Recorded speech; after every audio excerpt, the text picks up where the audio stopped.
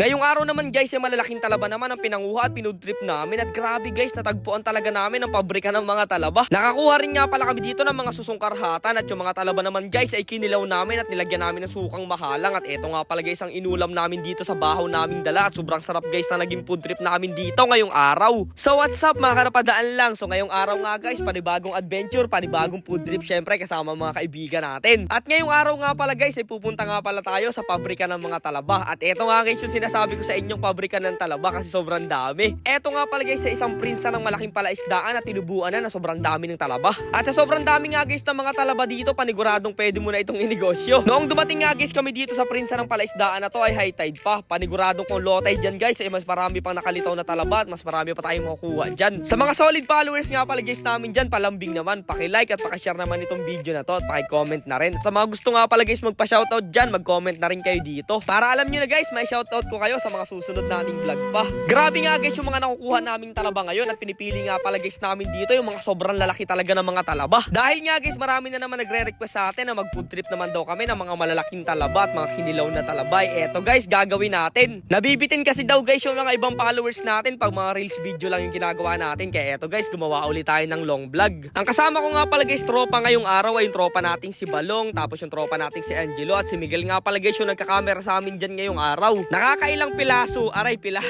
nakakairang piraso nga lang pala guys kami ng talaba dyan ay marami na rin kaagad kasi sobrang lalaki talaga. At nakakakuha rin guys kami dito ng tinatawag naming karhatan. Eto nga pala guys yung ginagawa naming luto dito ay bupis. Kaya sa mga nakakakilala sa ganitong klase ng susoy, siguradong alam na alam nyo na sobrang sarap talaga nito. Kaso nga lang guys, kaya nga pala tinawag na karhatan yan dahil medyo makarhat yan pag meron kang hindi naalis doon sa kanyang katawan. Bihira nga lang pala guys makakuha ng ganyang klase ng suso na karhatan kasi guys sa mga malalalim na part talaga nakapwesto yan. At ayun na nga guys, fast forward tayo no, nakakuha na nga pala kami dito ng mga malalaking talaba. Syempre tumabi lang kami dito sa may bandang gilid tapos nililisan guys namin dito. Dahil nga guys nakakapagod din itong adventure natin ngayong araw ay pupudripin natin yung mga talaba nating nakuha. At tingnan nyo naman guys kung gaano ka-fresh at katataba yung mga talaba nating nakuha ngayong araw. Grabe guys, tingnan nyo naman. Eto nga guys yung mga solid na talaba na pag sinawsaw mo guys sa sukay, sobrang sarap talaga. Ayan, nabubulol na ako sa sobrang sarap nito. Pero sa may mga high blood yan guys, mag-iingat kayo pag kumakain kayo ng talaba. Guys, tikman na natin itong mga nakuha namin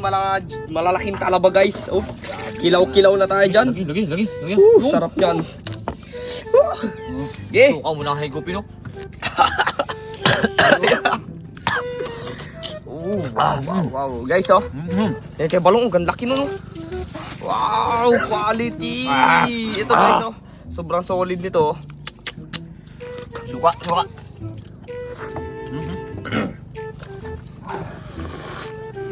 Kanin. Grabe, isang napakasimple pero napaka-solid na food trip ang nangyari sa adventure natin ngayong araw. Guys, kaya maraming salamat sa panonood at kita-kits na lang sa next adventure natin.